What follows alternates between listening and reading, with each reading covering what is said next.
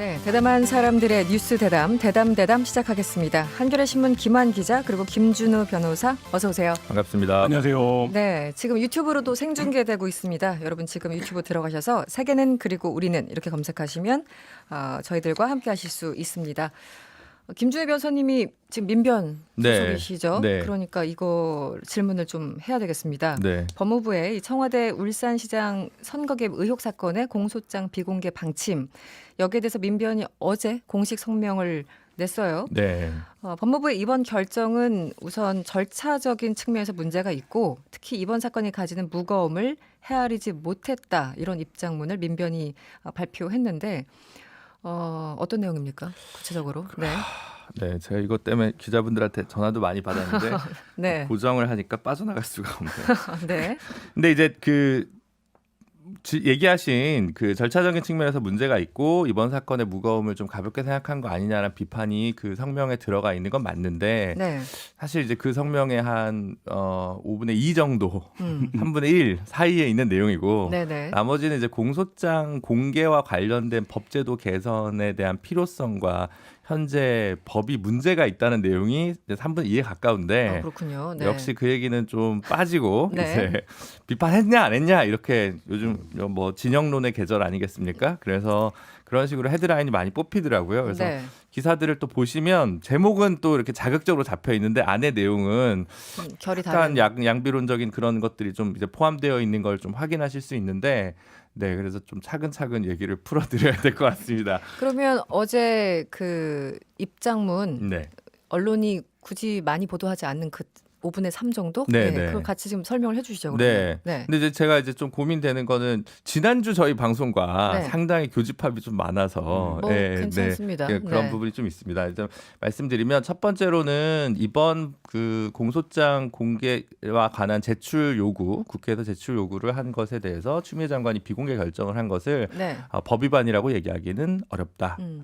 예단하기 확실히 그렇다고 얘기하기는 어렵다. 법을 전체적으로 보면 그 이유는 그 중에 하나는 이제 국회에 자료 제출 요구권을 행사할 때 있어서 목적상에 대한 절차상의 요건들이 다 있는데 네. 이것들을 전혀 이제 준수하지 않은 것이 있다라는 거죠. 그래서 국회가 사실 관행적으로 네네.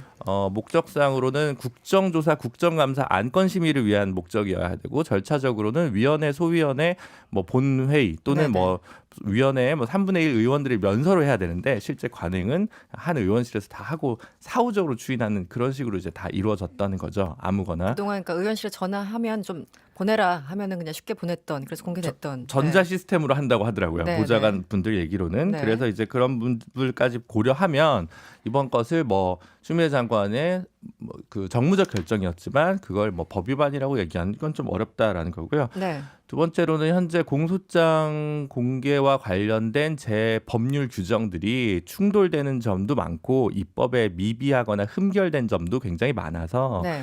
현재 이 문제와 관련된 정리가 좀 필요하다라는 이야기를 합니다. 그래서 그런데 이제 거기에 관해서 뭐 세세한 이유들은 있습니다만 네. 결정적으로는 어쨌든 이건 사회적 논의가 필요하다라는 거죠. 왜냐하면 저희 내부에서도 공소장 공개의 주체, 시기, 네. 범위에 관해서는 합의된 의견이 완벽하게 있는 것은 아닙니다. 그리고 사회적으로도 더 토론이 필요한 상황이라는 거고요. 네. 근데 이제 이런 사회적 토론이 필요한 상황에서 법무부가 훈령만으로 물론 법무부에서 이제 이미 몇 달 전부터 이걸 준비해 왔습니다만 이렇게 했던 결정을 이렇게 한 사항, 네. 입법이 필요한 사항 그리고 아울러 어쨌든 선거 개입이라는 사건과 가진 중대성 등에 비추어 보면 뭐 오비락이랄까요? 뭐 이런 점에 좀 비판해서 자유로울 수 없고 그래서 장기적으로는 이 선거 개입 사건 의혹이라고 하는 이 사건에 대한 논의와 공소장 공개와 관련된 논의는 좀 분리해서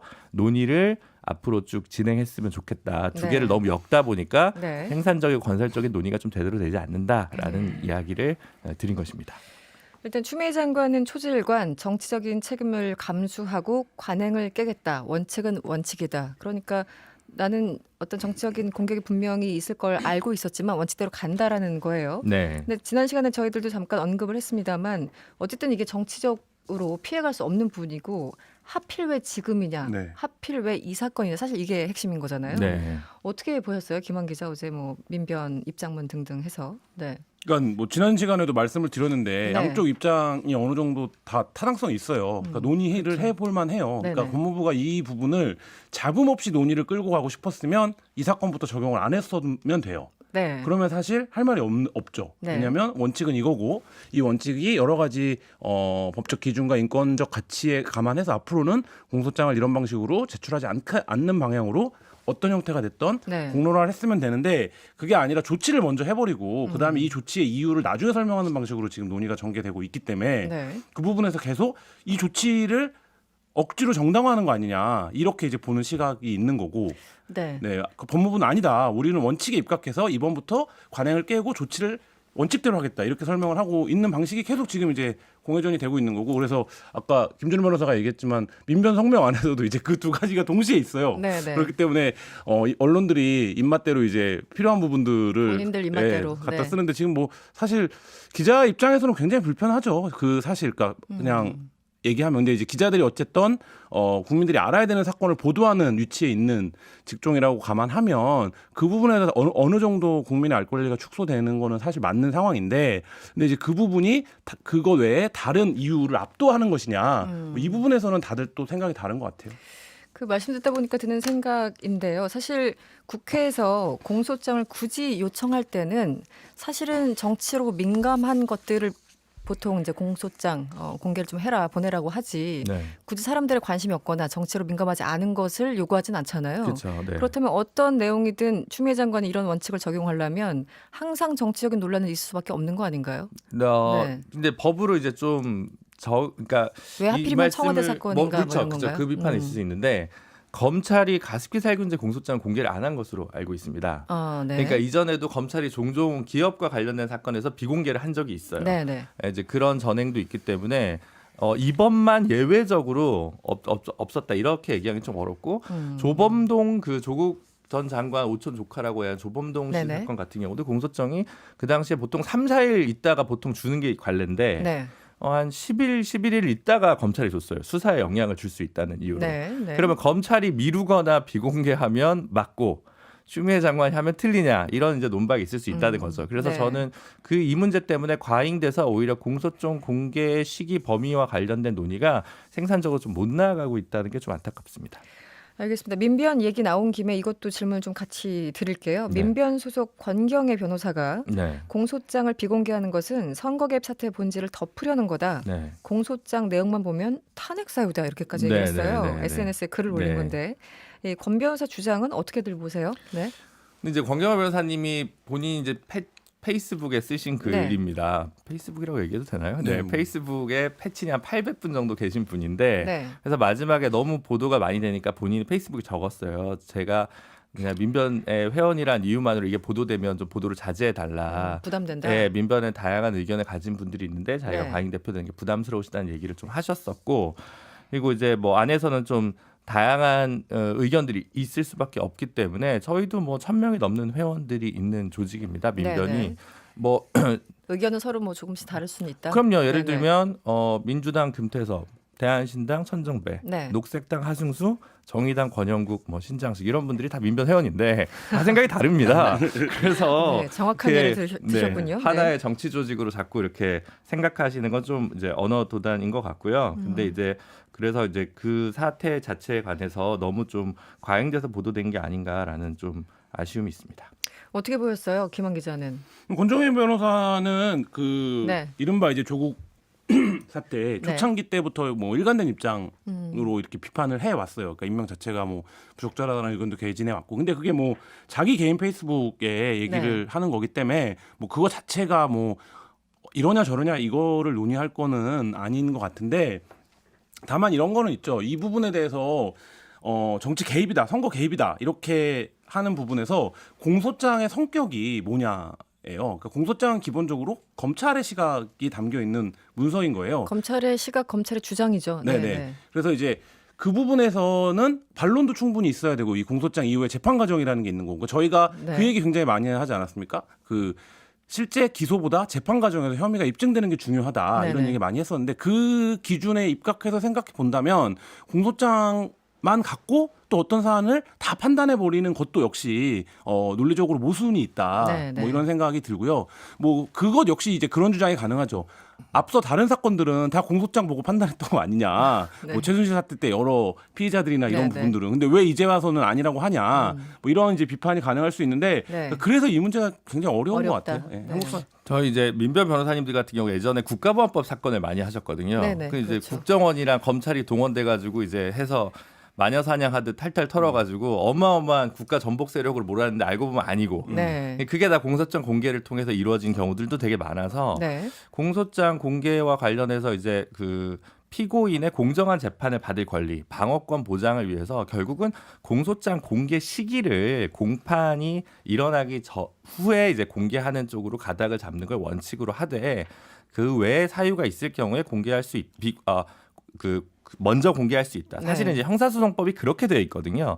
그런데 이제 형사소송법의 규율을 받는 건 법원이고, 그래서 법원은 사실 지금도 비공개도 할 말이 있는 거예요. 네. 그러니까 네. 되게 같은 서류를 법무부가 비공개하면 야단 맞고 법원이 공개하면 또 타당하다고 그러고 이것도 좀 이상한 거거든요. 그래서 지금 법이 좀 엉망인데 네. 그동안 이거에 대해서 우리 사회가 충분히 고민을 잘 못했고 그래서 이제 미국식이냐 독일식이냐 다 제도가 다릅니다. 그래서 좀 논의를 좀 해볼 필요가 있다 차제에 이런 정리를 생각입니다. 할 필요가 있다. 네. 공소장 이외에도 지금 추미애 법무장관의 어떤 방침 또 하나 논란이 되는 게 있죠. 검찰 내부에 수사를 전담하는 부서와 기소를 전담하는 부서를 나눠서 상호 간에 좀 견제 장치를 만들자라는 겁니다. 뭐 윤석열 총장 같은 경우는 즉각 거부 의사를 밝혔다 이런 보도도 나왔는데요. 네. 네, 어떻게 보셨습니까, 김한 기자는? 네. 이것도 제가 뭐 사법 행정이나 사법 절차의 전문가가 아니어서 뭐 이거 자체가 어떤 게 옳다 그르다는 뭐 얘기하기는 평가하기는 어려울 것 같은데요. 다만 현실적으로 보면 모든 나라의 법제도가 그 나라의 어떤 문화적인 부분과 관습적인 것이 결합돼서 움직이는데 네. 당연히 검찰 입장에서는 말도 안 된다고 생각하는 거죠. 그러니까 수사를 한 검사가 당연히 기소를 해야지. 근데 수사와 기소를 분리하고 있는 조직들 그러니까 사법 체계를 갖고 있는 나라들도 있어요. 그럼 이제 그 부분에서 어떤 방식으로 뭐 논의가 되고 절충이 되고 이래야 되는데 지금 이 사법개혁 관련된 어떤 조치들을 바라보면서 계속 피로감이 드는 건 그런 논의 없이 이게 개혁이야. 혹은 이게 더 말하자면 검찰의 힘을 줄이는 거야. 네네. 이런 방향의 선언적인 어떤 조치 발표가 있고 그거에 따라서 양쪽 진영이 이거의 본질인지 아닌지 확인이 안 되는 계속 정치적 공방을 하는 피로감 이런 게 있는데 그러니까 예를 들면 이런 거죠. 프랑스는 그런 제도가 있거든요. 그러니까 예비 기소를 해놓고 수사를 하는 판사들이 있어요. 그 제도를 두고 있습니다. 네. 그러니까 그 중대한 원래 사건이나 그런 제도죠. 노동 관련된 이슈나 그러면 이제 사회적으로 그런 필요가 있는 사건도 있을 것이고 네. 그냥 수사와 기소를 분리해서 정상적으로 처리되는 사건도 있을 거예요. 네, 근데 네. 어떤 사건은 수사한 검사가 반드시 기소를 해야 되는 사건도 있을 거고 네, 네. 그러면 이런 부분들을 좀 갈래를 타서 어떤 사건을 어떻게 해야 되는지 혹은 어떤 제도가 어떤 방향이 맞는 건지 뭐 이런 논의가 있어야 되는데 지금은 수사권과 기소권을 분리하는 건 검찰 개혁 그렇지 않은 건 저항 뭐 이 프레임이다 보니까 네. 사실 이제 선택을 요구받는 이런 느낌. 저는 이제 여기에 대해서 사실 좀 오래전부터 문제의식을 좀 가지고 있었던 쪽이어서 네. 말씀을 좀 드릴 게 있는데 수사와 기소는 원칙적으로 가급적 분리하는 게 맞습니다. 그거는 네. 여야 불문하고 어쨌든 대원칙은 찬성을 하는 거잖아요. 그렇죠. 지금. 네. 근데 문제가 현실에서 발생한 것은 네. 독일처럼 그냥 완전히 화끈하게 분리를 하면 좋은데 지금 우리는 검찰에 상당히 많은 수사관들이 있어요. 네. 이분들이 경찰로 발령을 받으려면 싫어합니다. 완전히 이거 분리를 하려면 굉장히 경찰로 보내야 현실적인 되는 얘기를 거예요. 하시는 여기는 거네요. 검찰청은 공소 유지만 하고 기소만 하는 네. 그런 조직이 돼야 되는데 현실적으로 그게 어려운 노동 문제가 돼버립니다.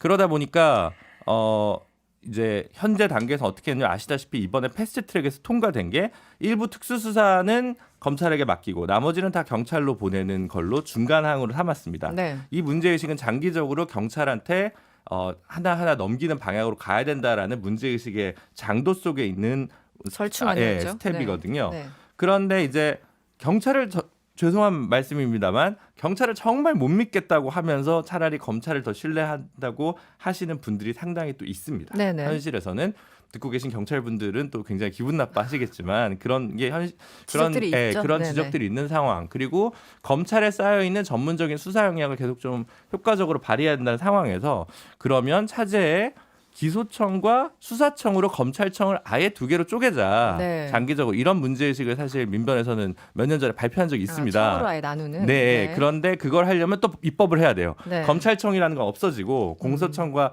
수사청이 생기는데 그러면 또 무슨 문제가 생기냐면 이 수사청이 생긴다는 건 결국 모든 것이 완전히 경찰로 가는 거는 안 되는 방식의 약간 또 이렇게 생각할 수도 있잖아요. 그래서 그 사이에서 좀 고민이 있는데 그거를 선제적으로 실험적으로 행정적으로 한번 기소부서와 이제 수사부서를 좀 나눠보자라는 것 같습니다. 그래서 이게 완전히 전대미문이고 뭐 세상에 없던 문제의식을 갑자기 슈다르크가 짜잔 하고 나타나서 이런 건 아니다. 네. 이런 고민을 계속 우리 사회가 검경 수사권 조정 이번에 패스트트랙 통과했지만 그 다음 스텝에 대해서 또 고민할 때 같이 해결해야 할 쟁점임은 분명하다 이렇게 말씀드리고 싶습니다. 이게 검경 수사권 조정을 하면서 기본적으로 이제 검사들의 논리는 우리 실력이 더 좋다라는 거잖아요. 네. 한마디로 경찰을 믿을 수 네. 없다라는 거고 네. 또 실제 국민들 사이에서 그렇게 생각하시는 분들도 분명히 존재합니다. 그렇죠. 그래서 나름 어쨌든 절충을 내놨는데 그렇다면 경찰이 다 주는 건 아니고 검사들 그 조직 내에서 이렇게 수사와 기소를 분리한다면 네. 검사들 입장에서는 또 그렇게 나쁠 것도 아닌 거 아닌가요? 이제 검경 수사권 조정이 네. 완전히 너무 많이 될까봐 이제 합리적인 분들은 공소청과 수사청으로 나누는 것에 대해서는 합리적인 의견이라고 생각하시는 분들도 어느 정도 있다는 걸로 알고 있습니다. 네. 알겠습니다. 검찰 법무부 얘기는 여기까지 하고요. 김환 기자가 오늘 쓴 기사를 봤는데요. 이 네. 얘기를 안 할 수 없습니다. 올해 들어서 그럼 얼마 네. 안 된 거잖아요. 네, 네. 그렇죠. 산업재해로 사망한 노동자가 58명. 너무 놀랐어요, 실제. 네, 근데 아마 이 숫자보다 훨씬 많을 겁니다. 이거는 지금까지 확인돼. 지금까지 그러니까 예를 들면 확인돼. 산업재해로 인정되는 절차가 굉장히 복잡하거든요. 네. 그러니까 재해 보고서도 다 있어야 되고 뭐 이런 과정들을 밟아야 되는데 그래서 뭐 오래 걸리면 몇 년씩 걸리는 일도 있는데 어쨌든 지금까지 사망한 노동자의 숫자를 집계해 보니 이게 42일간의 집계거든요. 42일 네, 동안. 1월 1일부터 네. 2월 10일까지. 근데 그래 보니 58명이다. 하루에 한 1.4명 꼴인데요. 네. 그래서 이 굉장히 놀라운 수치죠. 그리고 저희가 지금 뭐 신종 코로나 관련해서 뭐 확진자가 몇 명이네 이런 얘기 하고 있는데 매일 한 명 이상의 노동자가 최소한 올해도 사망하고 있는데 이 부분에 대해서 우리 사회가 너무 무감한 것이 아닌가 뭐 이런 생각이 들더라고요. 이게 보통 산재 사망 사고 보면 여러 가지 유형이 있지만 그 낙상 그 현장에서 떨어져서 사망하시는 네. 경우가 여전히 제일 압도적인 건가요? 여전히 제일 어떻습니까? 많습니다. 네. 그러니까 뭐 한 5대 5가지 정도로 분류를 하는데요. 떨어지거나 끼이거나 부딪히거나 뭐 네. 이런 것들입니다. 그러니까 이게 굉장히 원초적이고 또 왜 이렇게밖에 안 되나 싶을 정도예요. 네. 그 이게 사례들 엄청난 읽어보면. 기술이 필요한 게 아니라 안전장치 기본적으로만 갖춰도 그렇죠. 그런 수준의 사고는 안 일어날 수 있는 거잖아요. 그러니까 지금 제가 그 58건의 사망 사건을 다 이제 정리한 네. 그 자료를 갖고 있는데요. 네. 그 자료를 보면 2인 1조로 근무를 했거나 아니면 최소한의 기본 장구가 지급되고 그 노동 환경에서의 안전고지가 있었다면 이 네. 사고는 막을 수 있지 않았을까 싶은 게 사실 그렇죠. 절반 이상이거든요. 네네. 근데 여전히 우리가 김용균법이 통과되고 산업안전보건법이 강화되고 사용자에 대한 처벌을 강화했다라고 얘기를 하지만 실제 현장에서 그런 부분이 지켜지지가 않는 거예요. 그러니까 끼이는 사고나 네. 고장난 장비를 고치는 사고는 2인 1조로만 작업을 해도 기본적으로는. 사실 상당 부분을 막을 수 있는데 왜 2인 1조로 안 하겠습니까? 사용자 입장에서는 한 명의 인건비를 아끼려고 하는 거거든요. 비용 문제죠. 네, 그러니까 그 부분에 대해서 여전히 우리가 김용균법 이후에도 개선이 안 되고 있다 이런 것들을 좀 확인할 수 있었습니다. 얼마 전까지 이 시간에 출연했던 MBC 조승원 기자가 이 산업재해 사망한 노동자 문제 굉장히 여러 번 얘기를 했어요. 정말 울분을 토하면서 얘기를 했고 한마디로 사람의 목숨값을 너무 가벼이 여긴다. 그거는 일반적인 그 국민들의 인식도 비슷한 것 같다. 이렇게 얘기를 했는데 결국은 법이 있어도 안 되는 겁니까?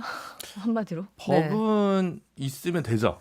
근데 그러니까 법이 이제 법이 약하면, 강력하지 않아서. 강력하지 않으면 김용균법이라고 하는 산업안전보건법이 새로 이제 개정이 됐는데 작년에 이게 여전히 처벌이 좀 미비합니다. 네. 그러니까 형사처벌 범위랑 주체를 좀 확대하긴 했는데 이제 7년 이하의 징역이고 이제 뭐 몇 년, 5년 아닌가 재발하면 이제 그 다시 사고가 나면 또 형을 2분의 1로 가중하는 이런 거거든요. 근데 형법에 보면 이제 몇 년 이하라고 돼 있는 경우가 있고 네. 1년 이상 이렇게 돼 있는 경우가 있지 않습니까? 그렇죠. 이제 하한을 이제 좀 최소한 징역형. 그러니까 아주 간단하게 얘기하면 정말 책임져야 되고 이 산업을 통해 가장 돈을 많이 받아가는 사람, 네. 사장님 이런 분들이 네. 감옥에 가는 법규를 만들어 놓으면 확실히 준다는 것이 이제 그건 너무 당연할 것 같아요. 네, 근데 그렇지 않다는 것이 현실이고 영국 같은 경우에는 이제 기업 과실치사 및 기업 살인법이라고 그래서 줄여서 보통 기업 살인법이라고 하는데 이름이 좀 너무 무시무시하다 이제 네. 이런 평가는 있습니다만 이제 네. 그런 법들을 만들면서 이제 좀 산업재해 관련한 처벌들을 좀 강화하는 추세이거든요. 그래서 그런 흐름에 좀 한국 사회도 좀 동참을 해야 될 텐데 아직은 좀 더디가고 있는 것 같습니다. 김한 기자가 쓴 기사에 이 베스트 댓글이 이거였습니다. 이런 중요한 기사에는 왜 관심들이 없죠? 코로나19 감염증보다 더 많은 사람들이 죽고 있는데 이게 정말 아픈 댓글이에요. 네. 그리고 사실 수백 명의 사람들이 산업재해란 이름으로 사망하고 있는데 어떻습니까? 계속 이런 기사를 뭐 김한 기자가 처음 쓴 것도 아닐 것 같고 네, 그럼요. 뭐. 네, 유사한 유형의 네, 기사를 뭐, 몇 년 동안 네. 쓰셨을 텐데 네. 뭐 김용균 사태 이후에 매일 김용균이 있다라는 경향신문 기사가 네네. 기획이 화제가 되기도 했었는데 이 58명의 사례를 제가 분석하면서 느낀 건 뭐냐면 대공장은 일단 한 군데도 없습니다.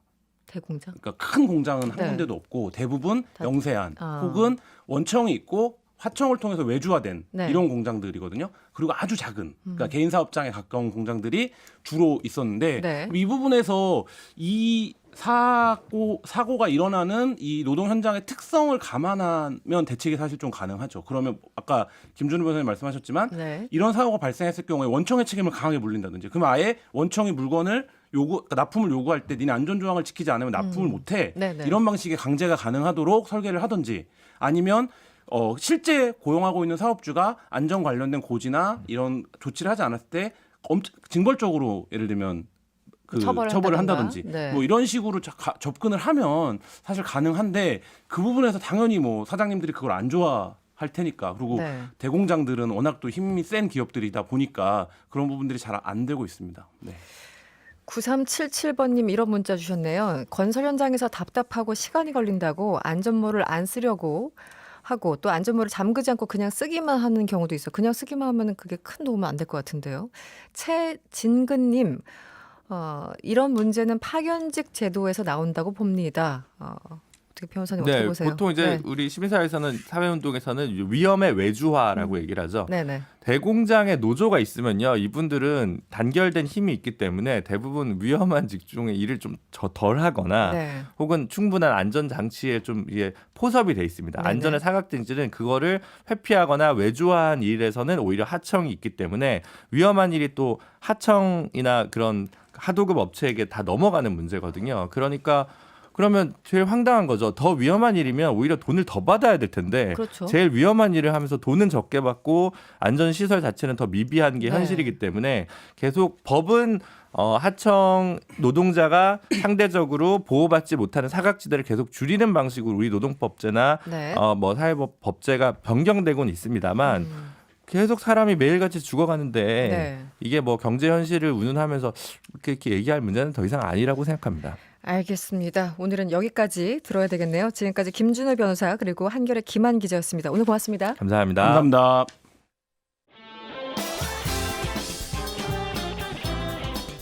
여러분의 퇴근길을 꽉 채워드립니다. 평일 저녁 6시 5분 이승원의 세계는 그리고 우리는